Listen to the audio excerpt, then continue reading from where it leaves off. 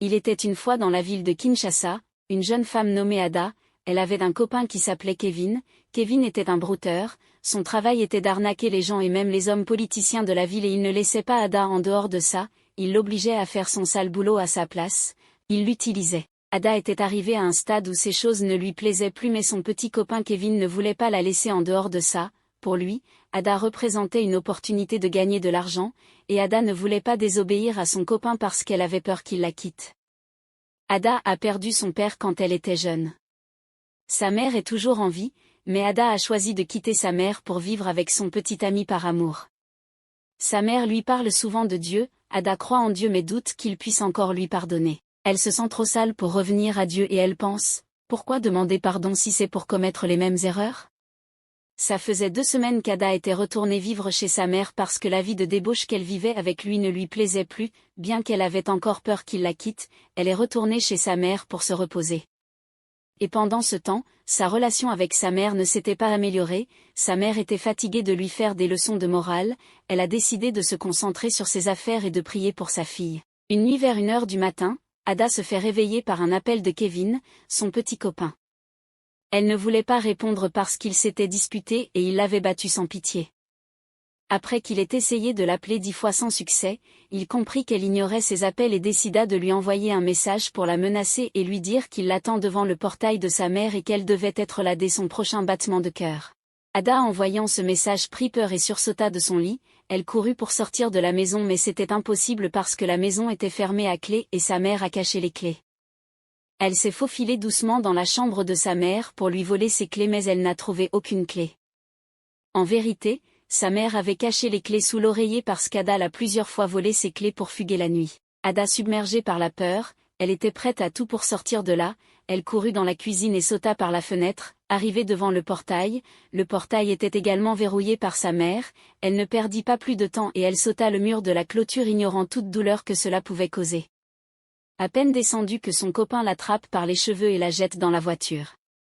Le trajet s'était passé dans un silence pesant et Ada avait peur de dire ne serait-ce qu'un mot. Malgré tout ça, Ada pensant en elle qu'il l'avait beaucoup manqué et en même temps elle avait peur de ce qu'il allait lui faire.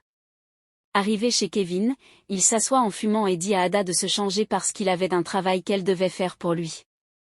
Ada reste debout sans bouger parce qu'elle ne voulait pas faire ça, elle sait que ses affaires sont toujours illégales et très risquées. Voyant qu'elle ne réagissait pas, Kevin passe sa main dans ses cheveux en signe d'irritation avant de crier sur Ada, « Moi je te parle et tu es encore devant moi? Si je ne t'ai pas encore frappé c'est parce que tu as un boulot à faire pour moi. » Ada énervée à son tour répondit en criant, « C'est pour ça que tu m'as appelé ici? Tu as cru que j'étais ton objet? Je n'irai nulle part. » Kevin énervé reprit, « Déjà de 1, parle-moi bien et de 2, je ferme mes yeux, si je les ouvre et que t'es encore là, tu n'as aucune idée de ce que je vais te faire. » Ada se précipita dans la chambre pour se changer, il y avait ses vêtements vu qu'elle était chez sa mère temporairement.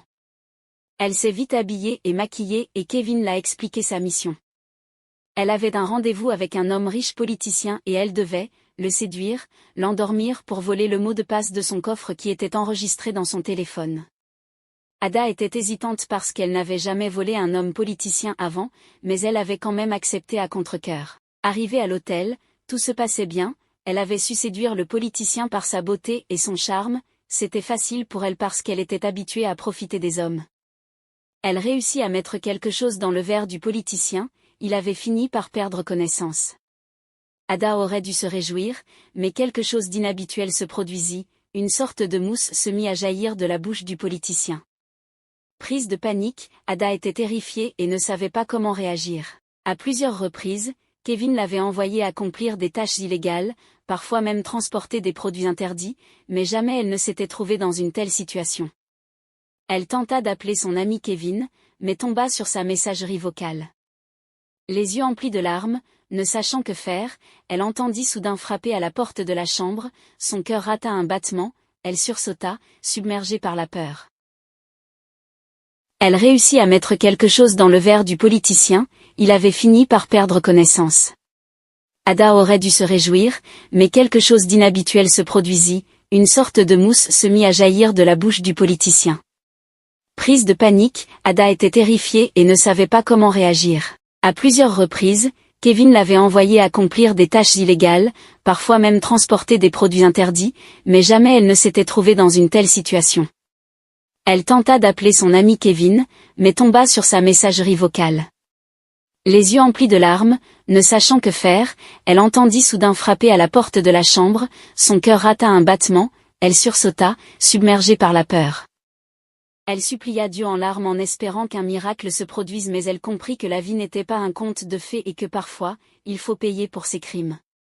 Ada regretta directement d'avoir obéi à son copain Kevin, elle se dit en elle-même que si elle ne l'avait pas suivi ce soir-là, tout cela ne lui aurait pas arrivé. Elle a toujours été loyale envers Kevin, elle avait toujours bien fait.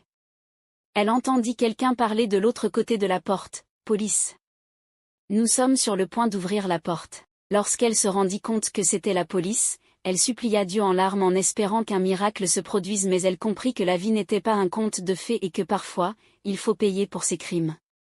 Ada se laissa écrouler au sol les larmes aux yeux, elle regretta directement d'avoir obéi à son copain Kevin, elle se dit en elle-même que si elle ne l'avait pas suivi ce soir-là, tout cela ne lui aurait pas arrivé. Elle a toujours été loyale envers Kevin, elle avait toujours bien fait toutes les missions qu'il l'envoyait accomplir, mais dès qu'elle fit une erreur, il la laisse tomber directement.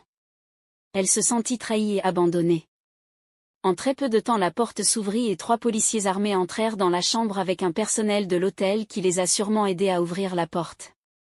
Un des policiers lui dit, « Gardez silence, tout ce que vous direz ici sera retourné contre vous. » Ada ne put dire un mot, elle se contenta de regarder les policiers la menotter et l'emmener avec eux au poste de police.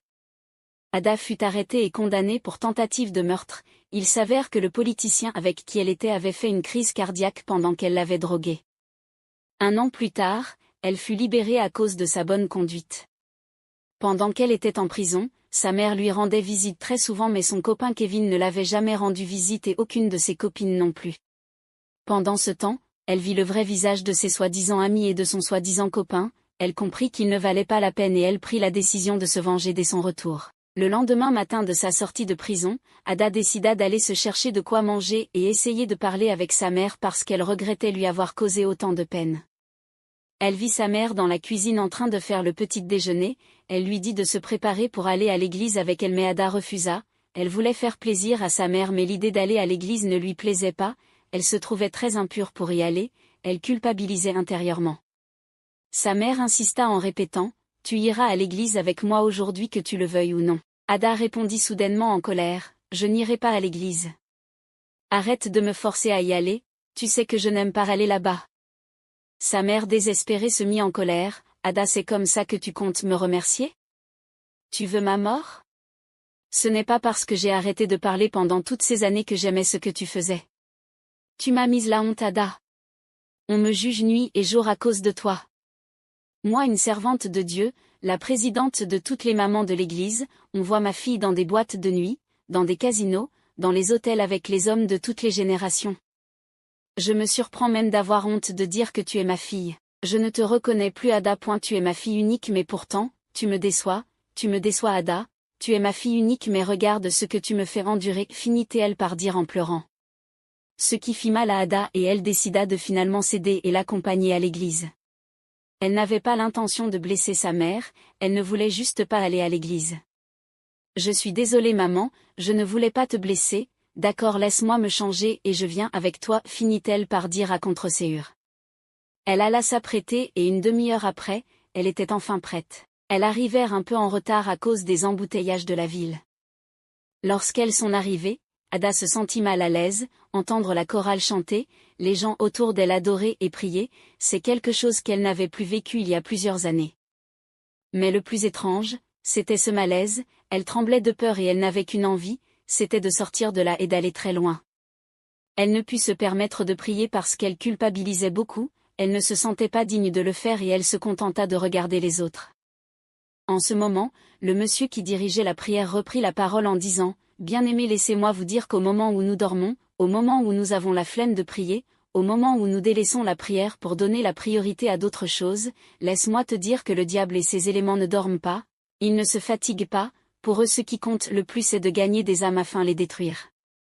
Ce qui compte le plus pour eux, c'est de bouleverser nos familles, nous séparer de Dieu et de son amour. Mais ce qu'il ignore, c'est que ni rien ni personne ne peut nous séparer de l'amour de Dieu manifesté en Jésus-Christ.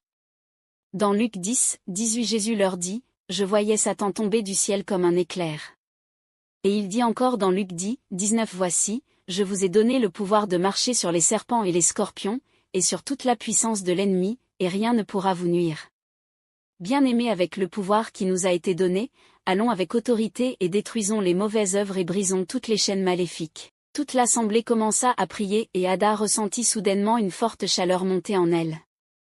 Elle entendit plusieurs voix lui parler, la faisant culpabiliser à cause de tout ce qu'elle a eu à faire.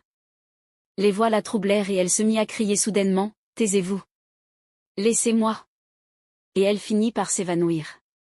Et pendant ce temps, le service de délivrance prièrent pour elle et elle reçut sa délivrance ce jour-là. Une fois rentrée chez elle, elle eut peur de dormir la nuit parce que le pasteur lui avait dit qu'elle allait voir pour la première et la dernière fois ce qui l'oppressait et elle allait voir son vrai visage. Mais malgré ses efforts, elle finit par s'endormir. Au milieu de la nuit, son sommeil s'interrompit, elle ouvrit les yeux mais elle ne pouvait pas bouger, c'était comme si elle était paralysée. Elle sentit l'atmosphère changer, comme si une force maléfique était dans la pièce. Soudainement, elle vit une ombre s'approcher d'elle, elle se mit à prier dans son cœur, suppliant Dieu de lui venir en aide. Soudainement, elle vit une lumière éclairer la pièce mais plus précisément le visage de l'ombre, et ce qu'elle vit la laissa sans voix. Elle vit Kevin qui la regardait en colère avant de disparaître. 2 jours plus tard, Ada était fatiguée de rester chez sa mère sans rien faire, elle s'ennuyait, elle décida d'aller à la boutique de sa mère pour passer du temps avec Sandra, l'employée de sa mère. En discutant avec elle, elle reçut un message d'une vieille amie de la fac qui l'invitait à une fête. Elle n'était pas très excitée par cette invitation, mais se dit en elle-même, « Pourquoi pas ? Ça me ferait changer d'idée, je vais me défouler un peu. » Bien qu'elle savait que ce n'était pas une bonne idée, elle décida d'y aller et elle ne dit rien à sa mère parce qu'elle savait qu'elle n'allait pas aimer ça, elle ne voulait pas la contrarier une fois de plus. Le soir, elle fit croire à sa mère qu'elle allait dormir mais à minuit, elle se changea et trouva un moyen d'aller à la fête de son amie.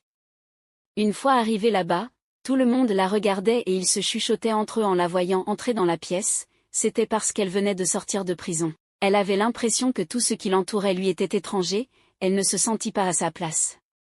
Il y avait les gens qui dansaient au milieu de la pièce, certains buvaient et d'autres prenaient des substances illicites. Ses amis lui ont proposé de danser ou même de prendre des produits illégaux mais elle ne voulait pas.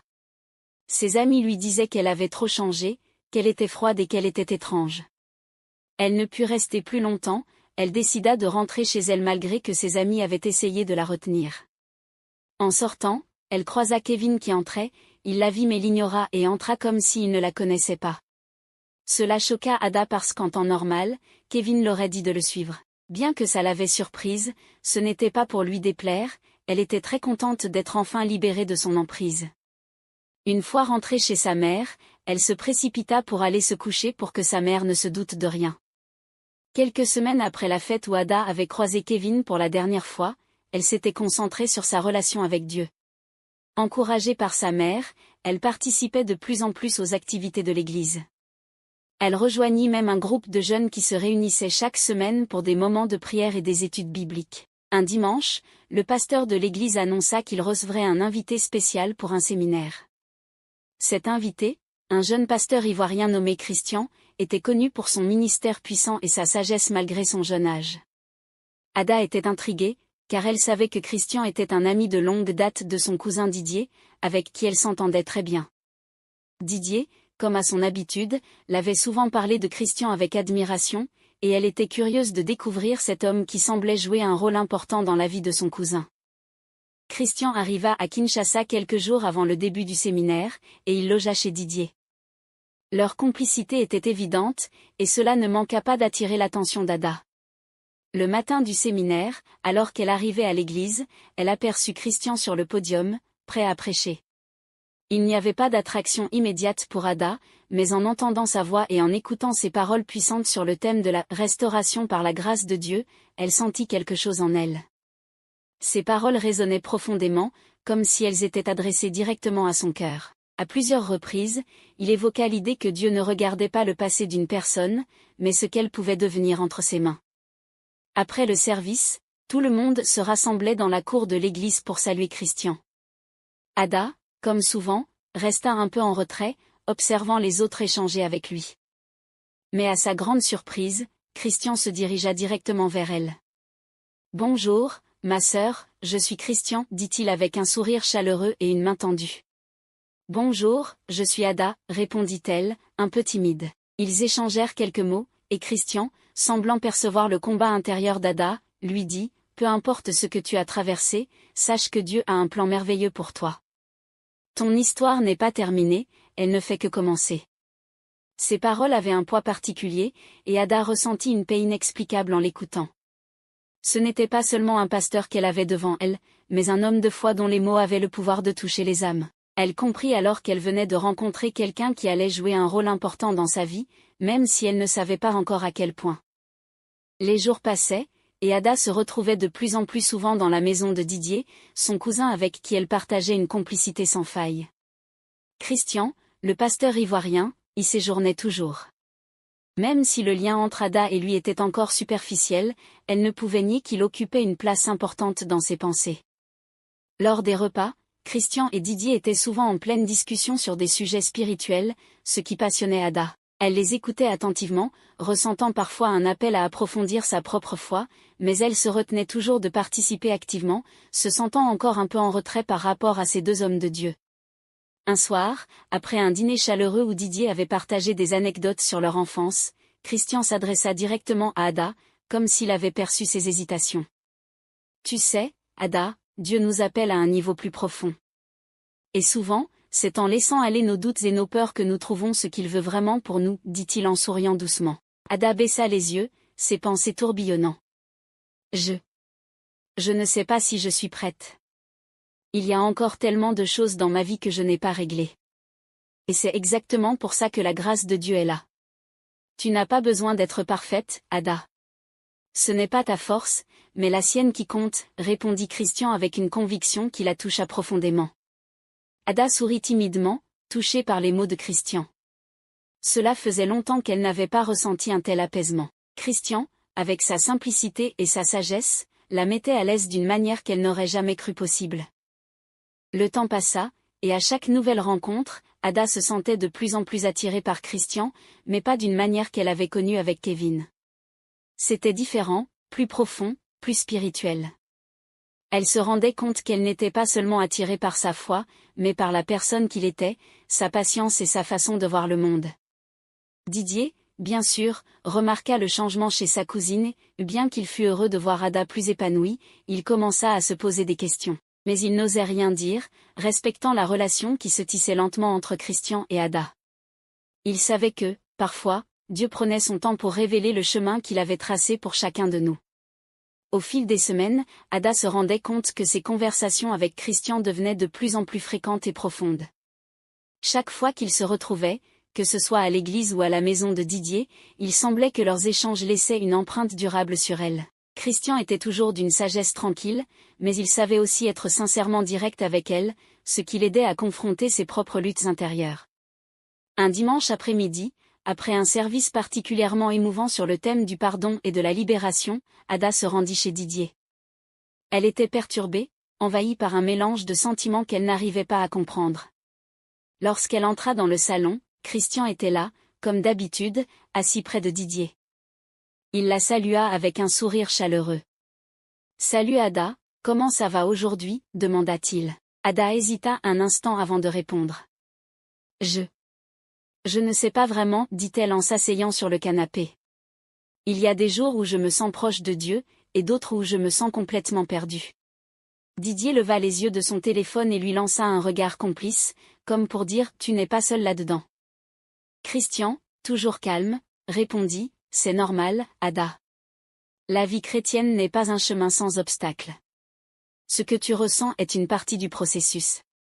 Il est toujours là, même quand tu ne le sens pas. » Ada le regarda attentivement, sentant une connexion étrange et nouvelle entre eux. « Comment tu fais pour rester aussi serein ?» « Je ne suis pas toujours serein, répondit Christian, un petit sourire en coin. Mais j'ai appris à faire confiance à Dieu dans les moments de doute. Même quand ça ne va pas, je sais qu'il travaille en moi. » Les paroles de Christian résonnèrent profondément dans le cœur d'Ada. Elle avait toujours cherché des réponses dans les choses tangibles, mais aujourd'hui, elle commençait à comprendre que la véritable paix venait de la confiance totale en Dieu. Ce soir-là, après le dîner, Ada se retrouva seule dans sa chambre, réfléchissant à ce que Christian venait de dire.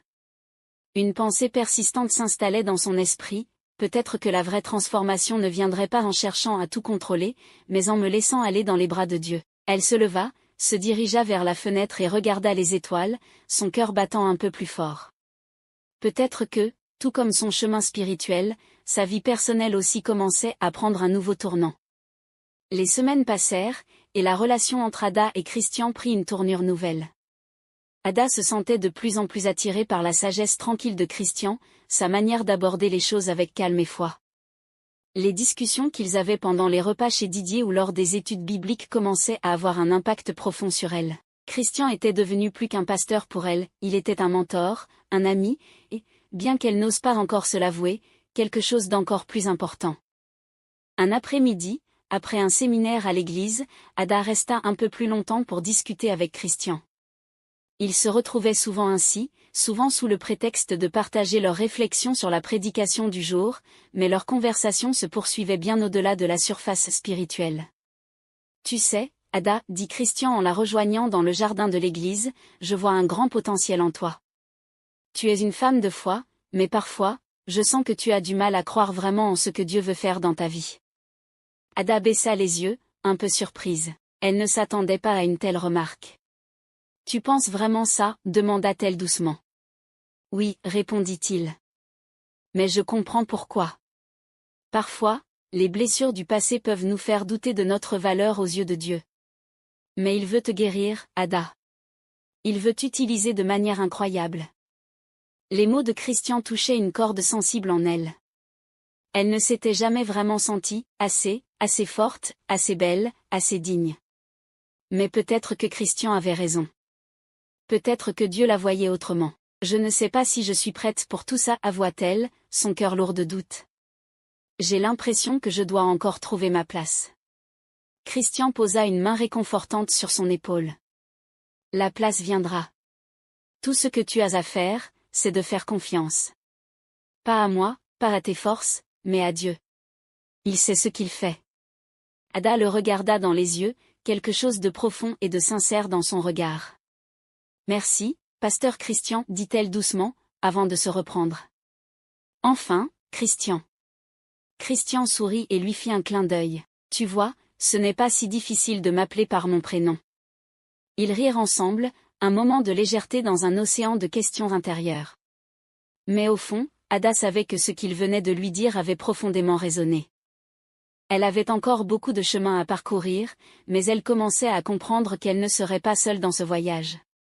Quelques jours après leur conversation dans le jardin de l'église, Ada commença à remarquer un changement subtil dans son attitude envers Christian. Il était toujours pasteur Christian pour elle dans les interactions publiques, mais dans son cœur, il devenait simplement Christian, un homme dont la présence éveillait en elle un mélange d'admiration et de sérénité. Un soir, Didier organisa un dîner chez lui pour réunir quelques amis proches, incluant Ada et Christian. L'ambiance était détendue, rythmée par des rires et des discussions animées. Ada se sentait à l'aise, entourée de visages familiers. Mais elle ne put s'empêcher de remarquer que Christian semblait toujours trouver un moyen de croiser son regard ou de l'inclure dans ses récits.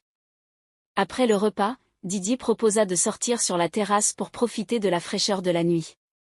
Les invités s'installèrent, formant de petits groupes, mais Ada préféra s'asseoir un peu à l'écart. Elle regardait les étoiles scintiller dans le ciel de Kinshasa lorsqu'elle entendit des pas derrière elle. « Tu aimes les étoiles, on dirait, » dit Christian en s'asseyant près d'elle. Elle lui jeta un regard timide. « Oui, elle me rappelle à quel point Dieu est grand.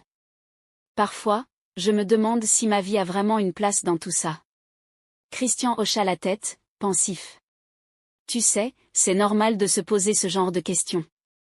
Mais crois-moi, tu as une place. Chaque étoile dans le ciel a été placée avec soin, tout comme toi. » Ada sourit légèrement, touchée par ces paroles. « Merci. Ça veut dire beaucoup, venant de toi. » Ils restèrent silencieux un moment, écoutant les sons de la nuit. Puis Christian se tourna vers elle, une lueur sérieuse dans ses yeux. « Ada, est-ce que tu as déjà pensé à ce que Dieu veut vraiment pour toi? Pas seulement en tant que chrétienne, mais en tant que femme. » La question la prit de court. Elle n'avait jamais réfléchi à sa vie sous cet angle. Je suppose que non, admit-elle. Je pense que tu devrais, répondit-il doucement. Dieu a placé en toi une force et une beauté qui dépassent ce que tu peux imaginer. Peut-être qu'il est temps pour toi de découvrir ce que cela signifie. Les mots de Christian laissèrent Ada troublée, mais dans le bon sens. Elle sentait qu'il voyait en elle quelque chose qu'elle-même avait du mal à discerner. « Tu crois vraiment que j'en suis capable ?» murmura-t-elle. Christian lui sourit, un sourire rassurant et plein de conviction. « Je n'ai aucun doute là-dessus. » Cette nuit-là, alors qu'Ada rentrait chez elle, ses pensées tournaient autour de cette conversation. Pour la première fois depuis longtemps, elle commençait à entrevoir une nouvelle version d'elle-même, une version plus forte, plus confiante, et peut-être même capable d'aimer à nouveau. Le séminaire de Christian touchait à sa fin, mais les jours passés à Kinshasa avaient laissé une empreinte indélébile dans sa vie. Il ressentait une admiration sincère pour Ada, non seulement pour sa foi en plein essor, mais aussi pour sa personnalité simple et authentique. Quant à Ada, elle se surprenait à attendre avec impatience chaque moment partagé avec Christian, que ce soit lors d'activités à l'église ou de discussions plus personnelles chez Didier. Le dernier soir du séminaire, Didier proposa une sortie improvisée pour Christian, Ada, et quelques amis proches. Ils décidèrent de dîner dans un restaurant calme en bordure du fleuve Congo. La vue était splendide, et l'ambiance propice à des conversations profondes. Christian, fidèle à lui-même, prit le temps de s'intéresser à chacun, mais ses regards revenaient souvent vers Ada. Pendant le repas, Didier, qui adorait taquiner sa cousine, se tourna vers elle avec un sourire espiègle. « Alors, Ada, qu'est-ce que tu penses du séjour de notre ami Christian ici? Il est un bon invité, non ?» Ada sentit le rouge lui monter aux joues, mais elle garda son calme. « Il est vraiment un bon invité. Très inspirant, et gentil, dit-elle avec un sourire timide. Christian haussa les sourcils avec amusement.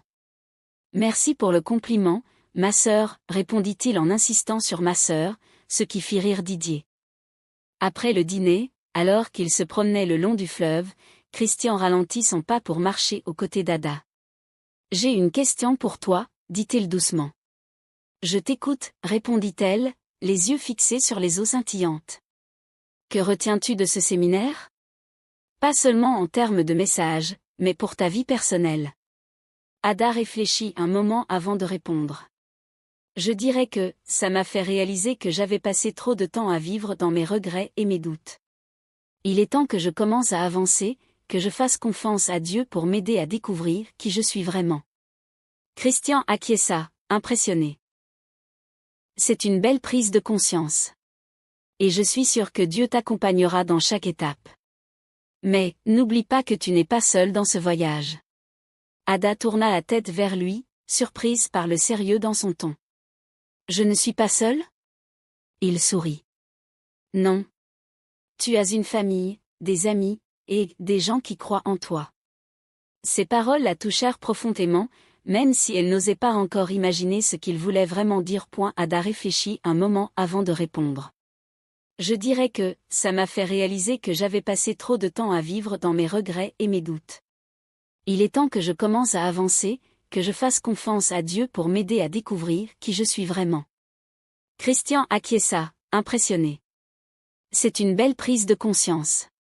Et je suis sûr que Dieu t'accompagnera dans chaque étape. Mais, n'oublie pas que tu n'es pas seul dans ce voyage. » Ada tourna la tête vers lui, surprise par le sérieux dans son ton. « Je ne suis pas seule ? » Il sourit. « Non. Tu as une famille, des amis, et des gens qui croient en toi. » Ces paroles la touchèrent profondément, même si elle n'osait pas encore imaginer ce qu'il voulait vraiment dire. Le lendemain matin, après la clôture officielle du séminaire, Christian devait repartir pour Abidjan. À la fin du service, il prit le temps de saluer tout le monde, mais lorsqu'il arriva devant Ada, il sembla hésiter un instant avant de parler. « Ada, dit-il, ce séjour à Kinshasa a été très spécial pour moi. Pas seulement à cause de l'église ou de Didier, mais à cause de toi. » Ada ouvrit de grands yeux. « De moi ? » « Oui, répondit-il doucement. Tu es une personne exceptionnelle, et je veux que tu le saches. Je ne dis pas cela à la légère. J'aimerais vraiment qu'on reste en contact, si tu le veux bien. Elle hocha la tête, émue mais souriante. Avec plaisir, pasteur Christian. Il rit doucement. Je préfère juste Christian, mais je suppose que je vais devoir m'habituer à pasteur Christian encore un peu. Ils échangèrent leurs contacts, et alors qu'ils s'éloignaient, Ada ressentit un mélange de tristesse et d'excitation. Pour la première fois depuis longtemps, elle avait l'impression que quelque chose de nouveau, de beau, était sur le point de commencer. Le départ de Christian pour Abidjan ne mit pas un terme à leur communication. Bien au contraire, leurs échanges à distance devinrent une source de réconfort et de découverte. Christian trouvait toujours un moment, entre ses responsabilités pastorales, pour envoyer un message ou appeler Ada. De son côté, elle se surprenait à attendre ces moments avec impatience, même si elle gardait encore un ton formel dans leur discussion. « Bonjour Christian, j'espère que tout se passe bien chez toi. » « Bonjour Ada. Tout va bien par la grâce de Dieu. Et toi, comment vas-tu au travail ?» Christian était curieux de tout ce qui concernait Ada, son travail, ses aspirations, ses projets. Peu à peu, leur relation dépassa le cadre strictement spirituel, même s'ils évitaient soigneusement tout sujet trop personnel ou ambigu. Pendant ce temps, Ada trouva un emploi dans une petite entreprise de communication à Kinshasa. Le poste était modeste mais stable, et il lui permit de reprendre confiance en elle. Son cercle social s'élargit également, ce qui attira l'attention de plusieurs prétendants. L'un d'eux, un certain Fabrice, était particulièrement insistant. Il travaillait dans la même entreprise et ne cessait de complimenter Ada, allant même jusqu'à lui proposer un dîner. Mais chaque fois, Ada trouvait une manière polie de décliner ses avances. « Fabrice, je te remercie, mais je préfère qu'on reste collègues, lui répondit-elle un jour avec fermeté mais sans froideur. Même si elle ne l'exprimait pas directement, Ada savait au fond d'elle-même pourquoi ses prétendants ne l'intéressaient pas. Il y avait quelque chose dans la sincérité de Christian, dans la manière dont il semblait comprendre son cœur, qui la retenait de se détourner. Malgré tout, elle s'interrogeait encore. Était-il raisonnable de garder ses couvertures dans son cœur pour un homme qui vivait si loin et dont elle ne connaissait pas encore les véritables intentions? Christian allait-il un jour lui déclarer ses sentiments ou cette relation resterait-elle une amitié marquée par la distance? De l'autre côté, Christian lui-même se battait avec ses pensées. Il voulait être prudent, mais il savait qu'il ne pourrait pas longtemps dissimuler ce qu'il ressentait. Leur connexion était profonde, mais ils devaient choisir le bon moment pour franchir une nouvelle étape.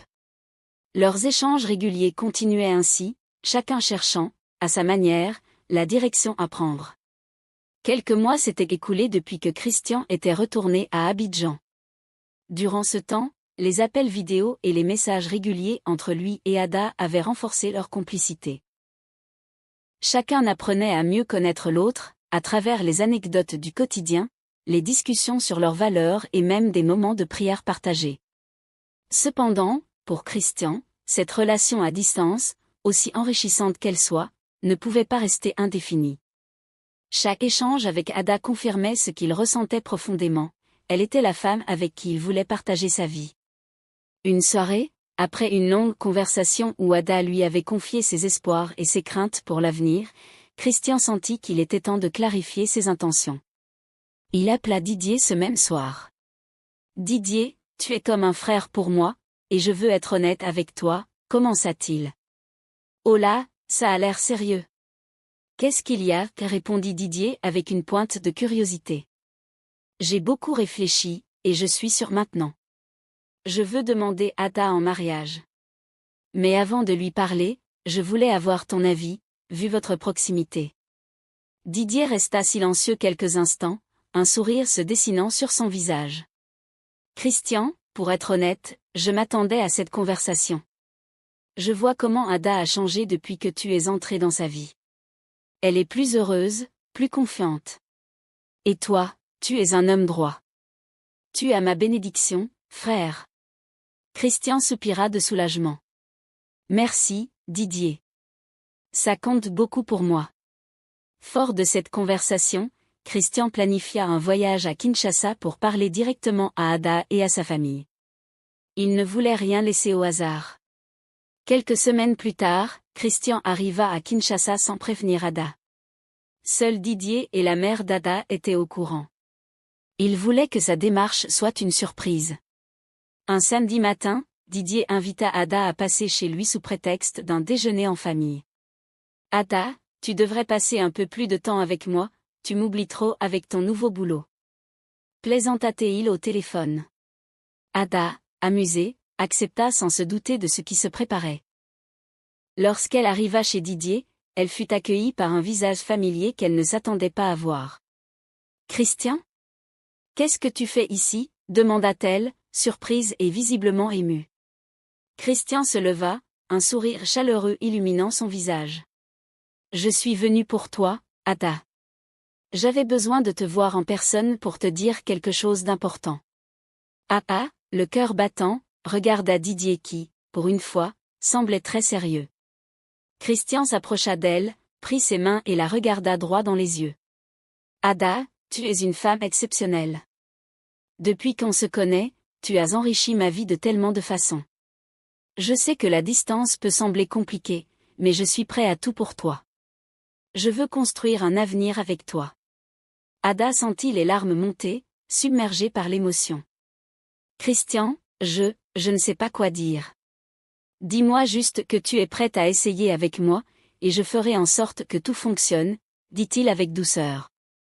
Didier, se sentant de trop, se leva discrètement et quitta la pièce pour leur laisser un moment d'intimité. Après un moment de silence, Ada répondit avec un sourire tremblant. « Je suis prête. » Les deux se regardèrent, un mélange de joie, de soulagement et d'espoir éclairant leur visage. Ce fut un moment simple, mais chargé de promesses pour l'avenir.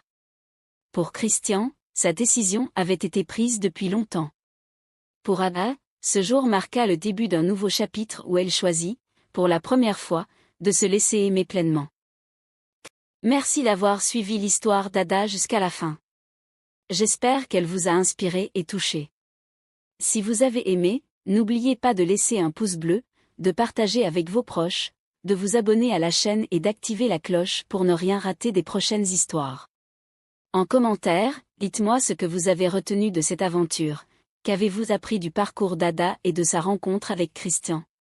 Ce qu'il y a à retenir de cette histoire, c'est qu'il n'est jamais trop tard pour se transformer et trouver un amour sincère, surtout lorsqu'on fait confiance à Dieu et qu'on suit son chemin. Merci encore pour votre soutien, et à très bientôt pour une nouvelle histoire pleine d'émotions. Que Dieu vous bénisse.